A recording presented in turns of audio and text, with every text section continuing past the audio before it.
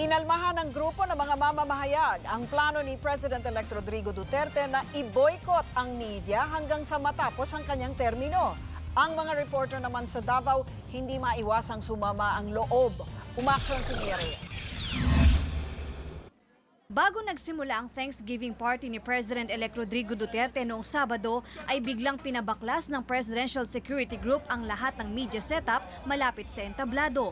Tanging ang government-owned stations na PTV4 at Radio TV Malacanang ang pinayagang mag-cover at mamigay na lang daw ng video. Sa talumpati ni Duterte, inulit niyang hindi siya takot kahit i-boycott siya ng media. Mabitaw ko sila nga daw kapapahawa. Hawa na. Sige. Hadlok-hadlok ko nilang boycott.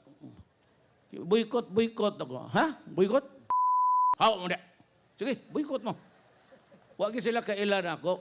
Matatanda ang nanawagan ng International Group ng Reporters Without Borders sa Philippine media na huwag i-cover si Duterte matapos niyang sabihin na kaya pinatay ang ilang mamamahayag ay dahil sangkot sila sa katiwalian.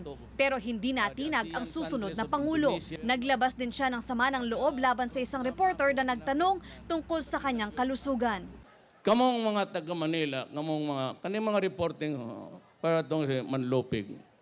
It's a very impertinent question pa. Binastos. How is your health? Ano ko po kung? Oh, I'm fine. Where's your medical report? Aba, mura pagkasitang yung wag kriminal. Pagkatapos ng Thanksgiving, nakausapan ng News 5 si Digong. Hindi na ako talaga, sorry ha. Talagang, ako, boycott talaga. Kailan yung boycott? Wala na. At the end of my term. Bakit? Basta wala. Ayoko na. Hindi na magbabago talaga yun. May interview, maraming mali. Maraming criticism. So, no interview, no criticism, no wrong statement, no nothing. Ang mga reporter na taga Davao hindi maiwasang magsentimiento sa desisyon ni Duterte.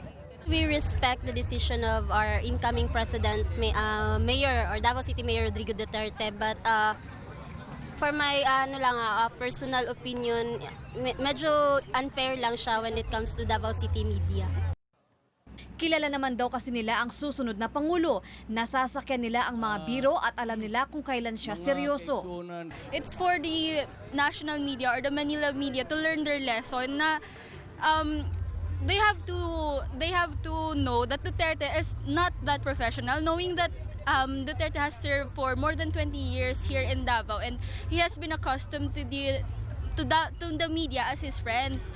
Medyo talagang he is far beyond from the normal or hindi normal, the usual politician na we see on television na medyo talagang stiff and soft-spoken and we have that formality itself. Siguro we got to be used to it na talagang the Davaoenos medyo sanay. Para sa National Press Club, malilimitahan ang freedom of the press kung ang state-run media lang ang tanging papayagang mag-cover sa Pangulo. Sana nga lang din maintindihan ng ating presidente na it's in the nature of any reporter to be critical.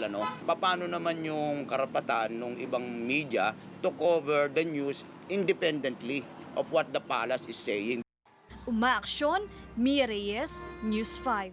Be sure to come back. Use 5 everywhere. Copyright 2016.